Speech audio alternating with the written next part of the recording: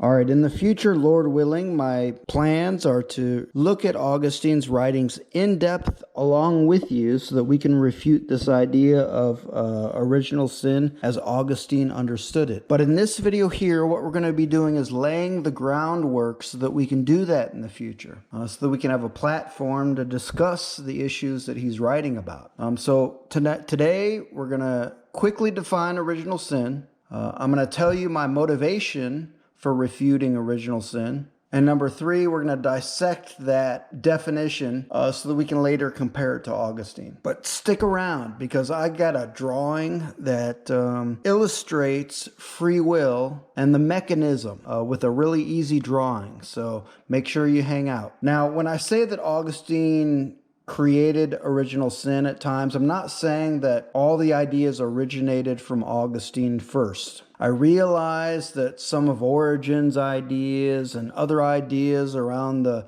area of northern Africa contributed or had an influence on Augustine. Okay, let's define Augustine's understanding of original sin. Number 1, that we're born with a sinful nature. Number 2, that we're born with inherited guilt from Adam. Now, both of these things, Augustine would say, are propagated to the next generation or passed down from one generation to the other through sexual intercourse. Okay, so why refute the idea of original sin? Well, first of all, I think that it maligns God. You know, if the Bible says that God formed us in the womb and we're created with a sinful nature, well, then God created us with the sinful nature. You know, and I don't think that that's the case. Number 2, it changes the gospel of Christ to something different. And the result is that people aren't responding correctly. And some don't know they can respond how the Bible tells them to. In other words, people aren't accountable. They don't feel accountable for the sins that they commit. And finally, I think it calls God a liar, which we'll get into.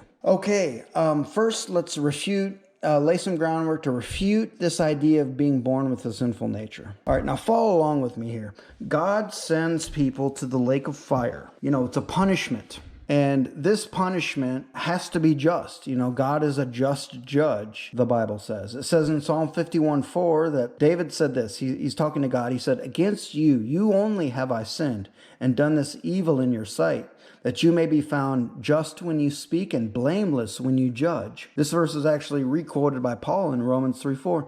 And he's basically saying that, you know, God is blameless when he judges. And that's what I'm doing right now. I'm sticking up for God. If God sent us to the lake of fire, it's because we chose wrongly. It's because we made bad decisions, and therefore he's bringing punishment down upon us for that bad choice.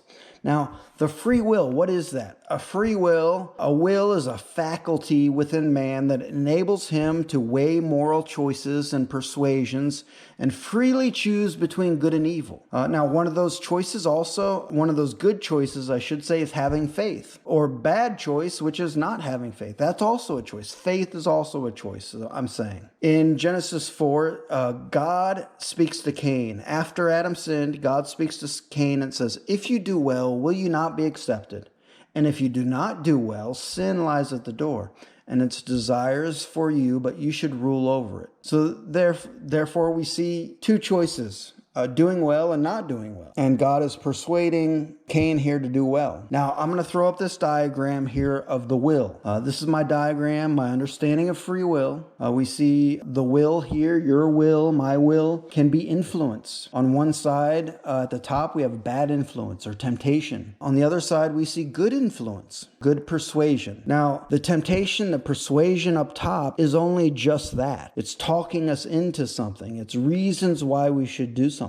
It's not force. You know, they can't force us to do good. They can't force us to do bad. It's only temptation. It's only persuasion. And then we look at those reasons, those persuasions, those influences in our lives, and we make a final choice, either a good choice or a bad choice. Now, temptation, bad influence, can come from multiple places. It can come from other people. It can come from the devil. It can come from our own desires.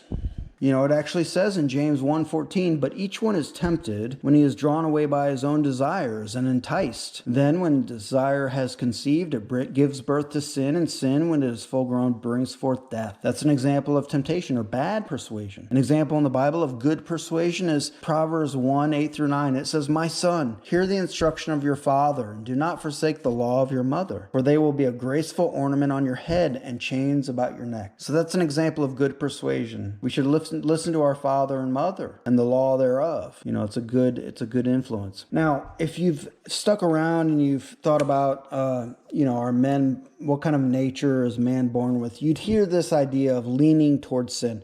That when men are born, they have a leaning or a propensity towards sin. And I guess that's okay if, depending upon what you mean by that. If all you mean is the temptation, the influence of temptation is greater or more numerous than the influence of good persuasion, but it's still a free moral choice, then that's okay. In other words, if you have 10 people trying to tempt you into sinning, but only one person trying to talk you out of it, well, you could say that that's a leaning towards sin. And the will is still, the free will is still intact. But if someone means a leaning towards sin or a propensity towards sin that gets rid of that free will choice, then it's in error. The reason why I'm saying this is because as we read Augustine later, Lord willing, if God needs to intervene in a way other than persuasion, in a way that's forcing into the life of one person that they choose to do good, then it is no longer by the person's will, but by force. For example, if God needs to heal someone's nature before they can make good choices, then it is no longer free will. You can no longer say the person has free will. And there's only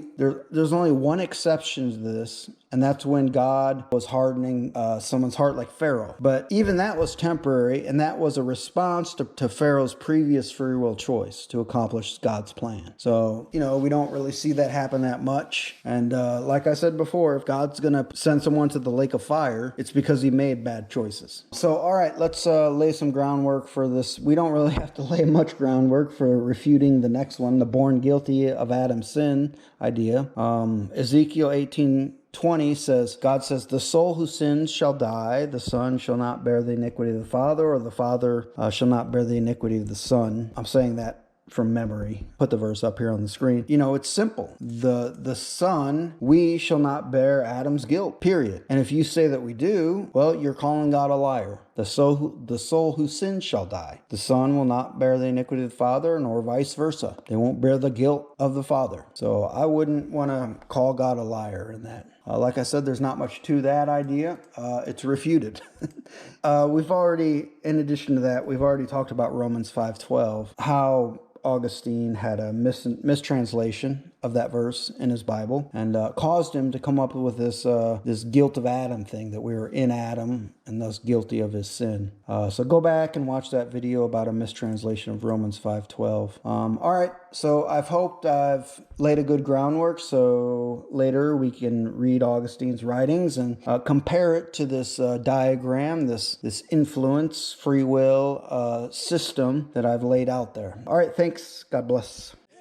Mighty troops are gathered, feeble foes abroad we scatter, evil spirits rent asunder, by his countless saints unnumbered, violent sweeping indignation, crushing sinful man's creation, angels flying, Babel smiting, trodden under fiery feet, awful God.